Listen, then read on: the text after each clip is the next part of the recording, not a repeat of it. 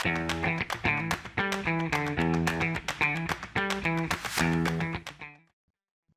day, everyone. This is Surya from Document360 team, and I'm thrilled to be co-hosting today's session with you all. So first of all, thank you for joining us today. We appreciate you setting aside time in your busy schedule to be here. Now, it's time to dive into today's session.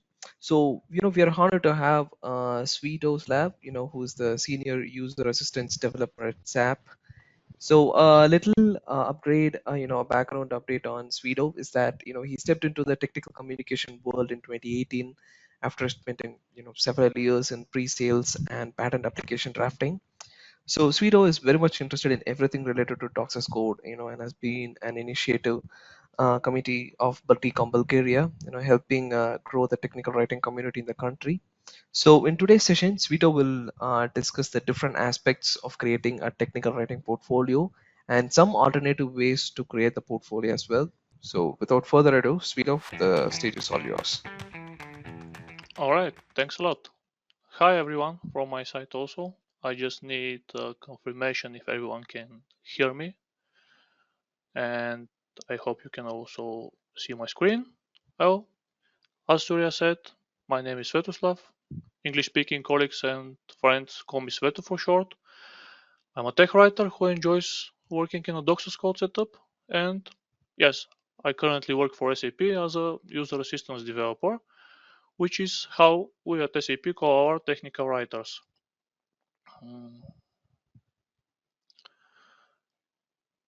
Did you know that most of the people, and by people I mean technical writers of course, don't actually have a portfolio? Now, this statement is based entirely on my impressions discussing the matter with fellow technical writers from across Europe and Bulgaria, and I have no idea whether it's generally true or false. But we already have a poll for that, and you have already provided your answers. And in addition to that, maybe you can also share in the chat, if you have a portfolio, what was the single biggest challenge for you, in terms of design, tools, content, hosting, you name it. What was the single biggest challenge for you when you were creating your portfolio? So in general, there are quite a few things to think about when you want to create your technical writing portfolio. And what makes it even more confusing is that for each of these things, there are at least a couple of different ways how to do it available out there. So it's very easy for anyone to fall into the trap of overthinking. And this is what actually happened to me. When I decided that I wanted to create my portfolio, I was learning something new about portfolios almost every day. And I was constantly re-evaluating the way that I wanted to create my portfolio. As a result of that, I didn't actually start working on it for a very long time. There were just too many hurdles between me and my end goal of creating a portfolio. This is why today we are going to discuss how we can try and remove one of these hurdles.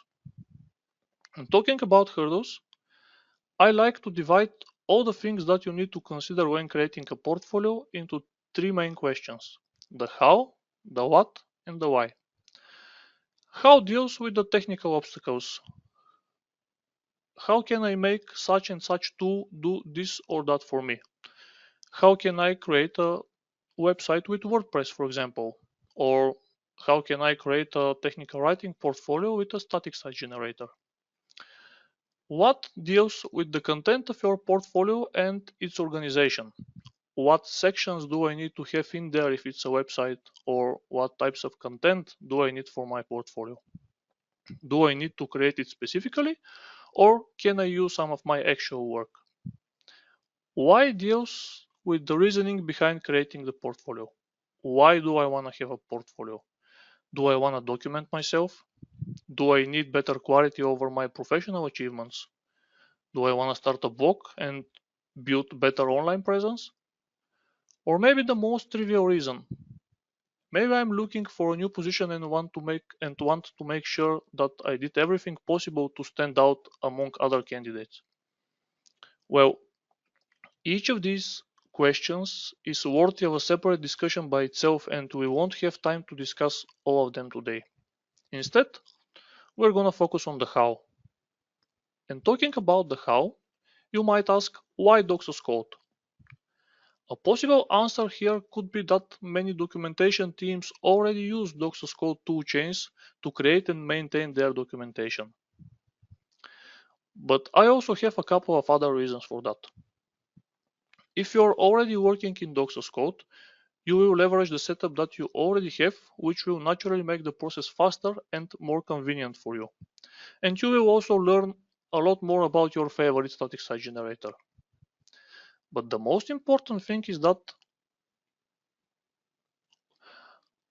you can but the most important thing is that you are much more likely to start working on your portfolio with this setup than if you have to start researching new tools and processes from scratch. And if you're not working in 𝐞𝐲 yet, but you're targeting such a role, creating your portfolio in this way can be beneficial in at least two ways. One, it will show anyone hiring for the role that you're already familiar with the tools and processes that are required. And two, creating your portfolio in this way can actually help with the creation of content for your portfolio later on, because you can create different types of content around the process you followed and the experience you had learning about new tools that developers already use in their daily jobs. And I think this is a good place to make an important disclaimer. I believe that having a portfolio is much more important than the way you create it. And the best way for everyone to create their portfolio is the way that is going to make it easier for them. The way that's not going to create any additional obstacles for them to achieve their end goal of having a portfolio. With this in mind, let's take a brief look at some alternative options for creating a portfolio. You can have a shared folder on an online drive like Google Drive, Dropbox, or OneDrive, and you can have all your samples there and share it with anyone that's interested. You can also create a fully functional website with HTML, CSS, and JavaScript if you have the time and skills to do so. You can also use a website building platform like WordPress, Squarespace, or Wix, for example. There are even website building platforms that are specifically focused on creating online portfolios like journalportfolio.com. You can also collect all your writing samples in a single PDF file and provide it upon request. And an option that might look a little bit outdated to some of you, you can also print your samples. I took a technical writing course some time ago where the instructor explained they had a binder of their best work that they brought with them to interviews to showcase their skills. When I think about it, this is especially good advice for cases where your work is proprietary and you're not supposed to send copies of it over the internet.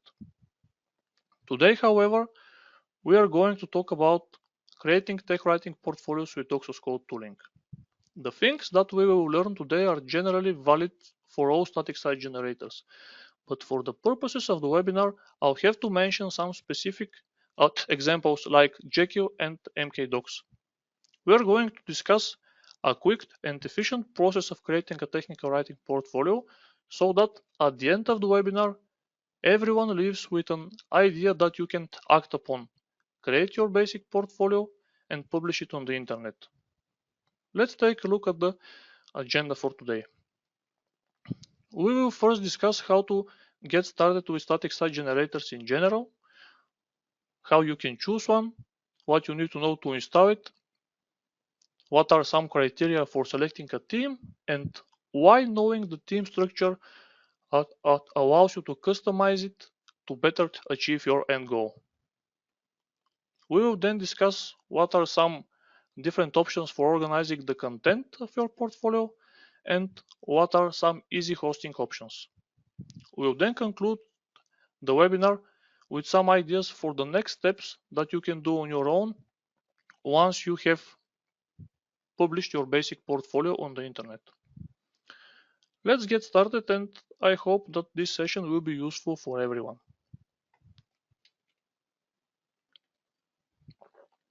Let's see how we can get started with static site generator. As I said,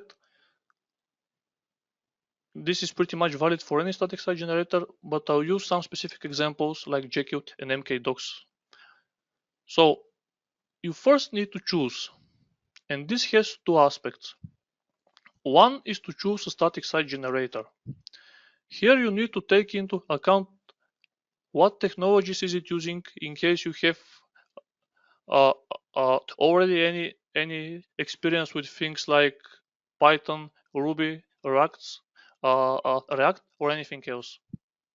You should also take into account how easy it is to onboard yourself or how good is its documentation. And another important thing is to make sure that it has a wide enough community where you can look for support and try to find a solution to your problems when you're troubleshooting. I know, for example, that MkDocs has great documentation, and on the other hand, Jekyll has a huge community because it has been around for a while, and its documentation is okay too. The other aspect is to choose a team. There are there are quite a few places on the internet where you can find Jekyll teams, and team variety is also quite good in general. For MkDocs, on the other hand, I know at least a couple of teams that have great documentation themselves, which makes it very easy to customize. Whichever uh, whichever static site generator uh, uh, you choose and start looking for themes for it, make sure to also search for themes on GitHub, because for some static site generators, the themes stored on GitHub are quite easy to use. Here on the right, I have also listed some of the criteria that I use when looking for a theme for my technical writing portfolio. This is pretty much self-explanatory, and I won't be getting into details here, but the most important thing is that we need the theme for a particular purpose, to create our technical writing portfolio. So the first thing that I always look for in a theme is if it has a ready-made portfolio section that I can use for my portfolio samples. This is of course just an example, and you can apply your own set of criteria. Once you have found a theme that covers all of your criteria, you need to find out how to install it. And by installation, I mean not just finding the command that you need to run in the terminal to install your static site generator locally, but you also need to think about all the prerequisites that need to be installed. For example, if you're trying to install MkDocs locally, you also need to install Python. And it's pretty much the same with Jekyll, where you need to install Ruby beforehand. I know, for example, that 𝐊𝐞𝐲 is React based, so you might need that. Uh, at the same time, you need to know how to initialize a project and also what a basic project comprises of. This is especially important also for the next main thing. You need to know how to customize it. Regardless if you're customizing a base project or you're trying to apply a ready-made theme, customization is fundamental so you can make it your own, so it can look genuine, and it's not like just a generic do template that you applied and never adjusted to your own liking. For this purpose, you will of course need at least a basic understanding of HTML and CSS so that you can structure your web pages and their appearance. Another important aspect is to understand how themes work for the specific static site generator. For example, there are 4 different types of themes for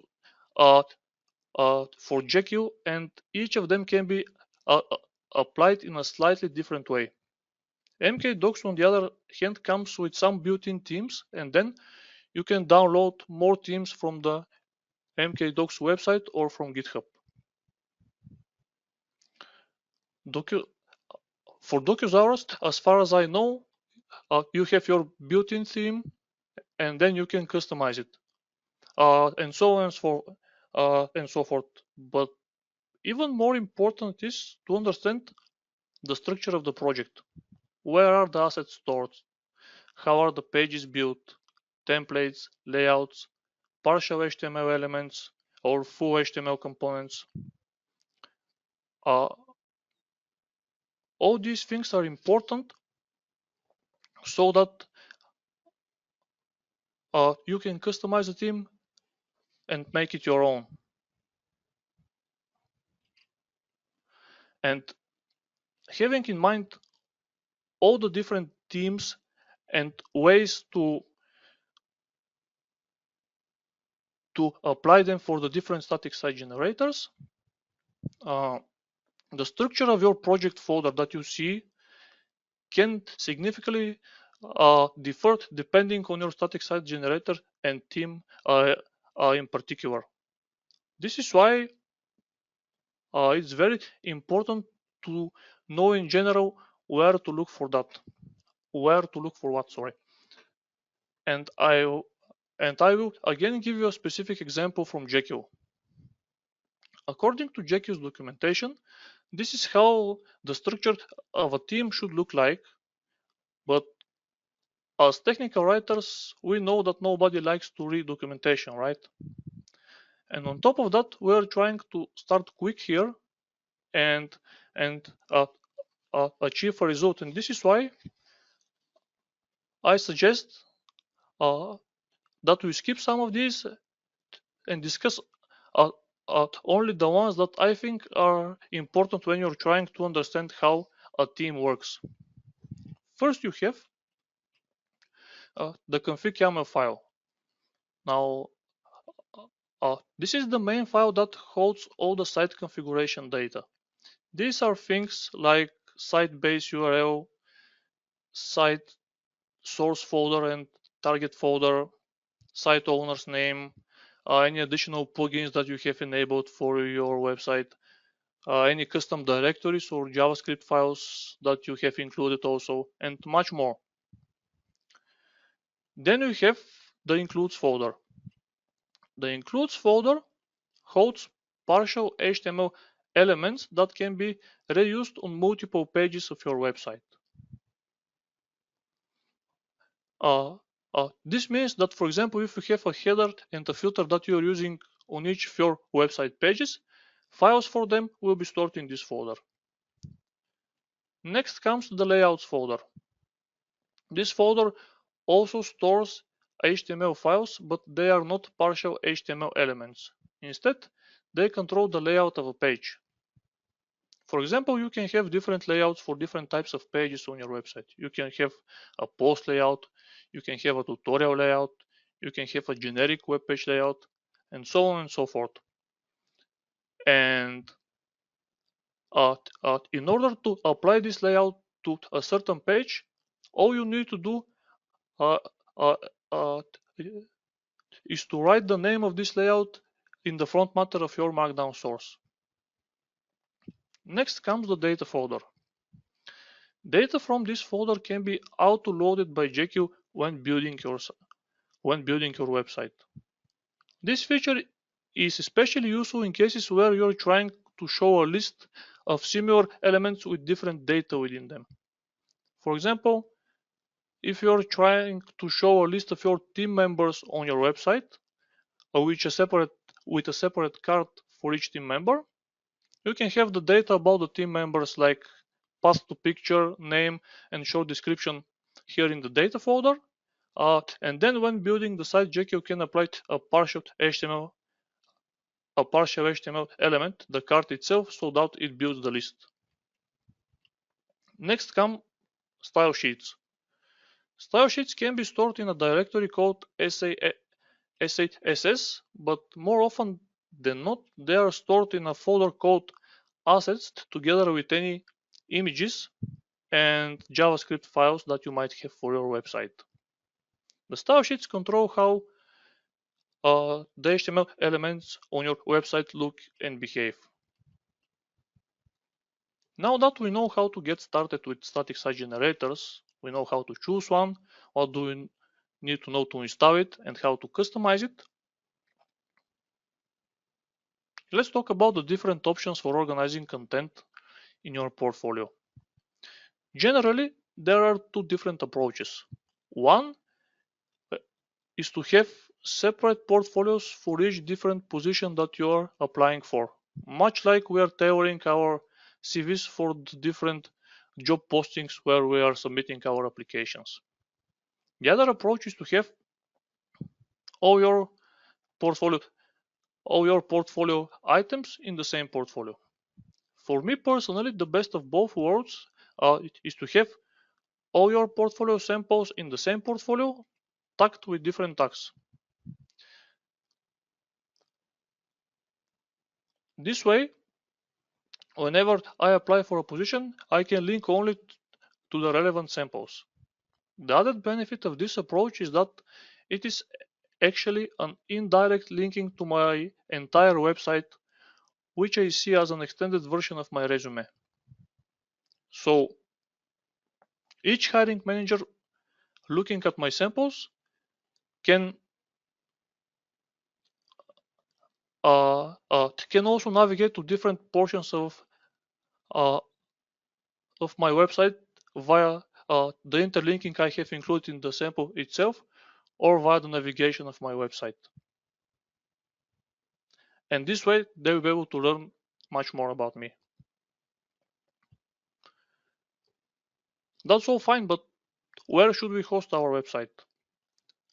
I've listed here two of the most popular and easy to use options, and there are of course others out there: GitHub Pages and Netlify. Now, I tried them both for the same repository, and I was able to get both up and running with just a few clicks. The added benefit for a complete beginner would be that with GitHub Pages, for example, you're doing all your configurations in the same application or browser tab, and with Netlify, you actually have to navigate to a different application or a different browser tab, do some of the configurations there, and then come back to the first tab. Once this is done, everything else is pretty much done and available for you out of the box, like for example automatic builds whenever you push new content. But here is a feature that actually sounds useful: default URLs. Let's say for example that you don't have a custom domain, and instead you decide to use the default domain that's provided by your hosting provider. Here's how the address of your web page is going to be built. Now, for this example, I'm using my own GitHub profile, and I have created a repository that's called my portfolio. The website URL of your portfolio in GitHub Pages is going to be built in the following way: your GitHub username .github.io / the name of the repository that you created. For the same thing, in Netlify, I got this, which frankly I didn't like too much. Thankfully, later on I was able to change it to something a little bit more meaningful, but in general it's a detail that you should keep in mind. Now that we have discussed all the things related to getting started, hosting, and organization of content, what would be the next steps? Well, first obvious step: get a custom domain. It sure looks much more professional when you're accessing a website whose URL is firstname.lastname.com instead of the thing I got from Netlify, which was something like master splendid 𝐊𝐞𝐲 and some random stuff in the end. Another thing you can do is start a blog. You know what they say about writing, right? The only thing to get better at it is to just write. And what better place to do that than your own blog? Plus, you get to choose what topics you write for and what topics you don't write for. And on top of that, it's so your content, so you can always use that whenever you are asked to provide writing samples. You can also add an experience page. Now, this can be as simple as a resume, but it can also be an in-depth experience page that explains in further detail uh, the positions that you have taken, the projects that you have worked on, some personal struggles that you may have occurred on the job, some challenges, some small or bigger wins, some lessons learned. In general, this page can show every hiring manager that there's an actual human standing behind this portfolio website. And last but not least, you have to create content for your portfolio.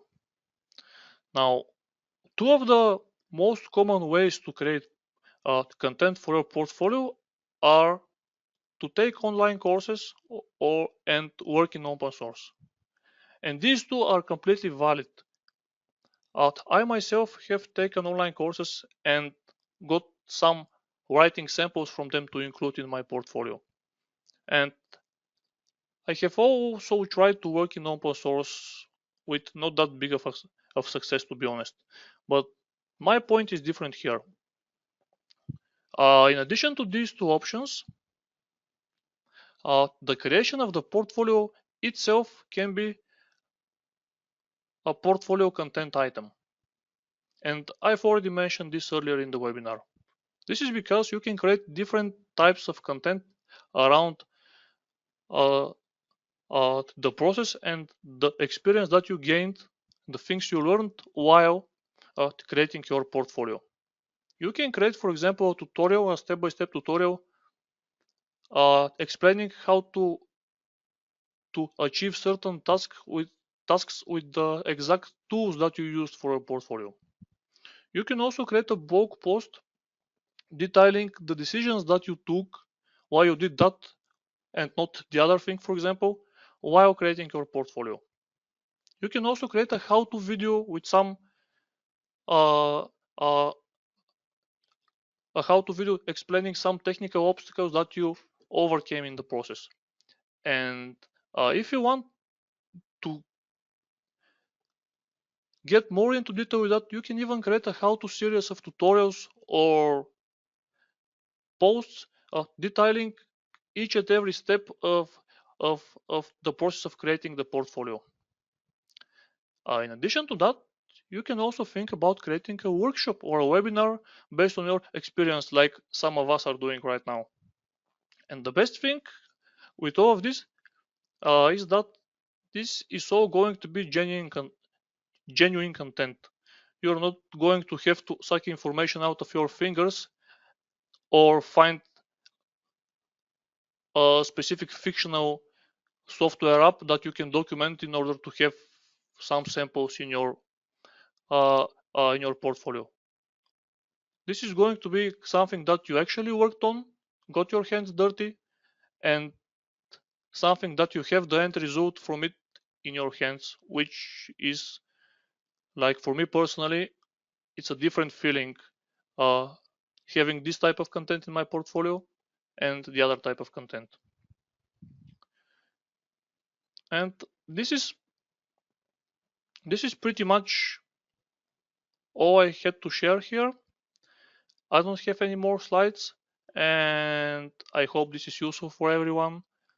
Thank you, Svito. The session was indeed insightful, and I'm sure the audience will agree with me from the attendees. So, on behalf of the entire Document 360 team, I'd like to thank everyone who joined this session today. All right. So, for those who might have, those who might want to revisit today's insights, the entire session has been recorded. It will soon be available on our website. It will be going along with the presentation deck as well. So keep an eye out for the upload, folks. Our team will also be personally making sure to reach your inbox with a recording link once it goes live. So, thank you for joining us again today, and we wish you a wonderful evening. And we'll be back with another session soon. Thank you all. Take care. Thanks. Bye bye, everyone.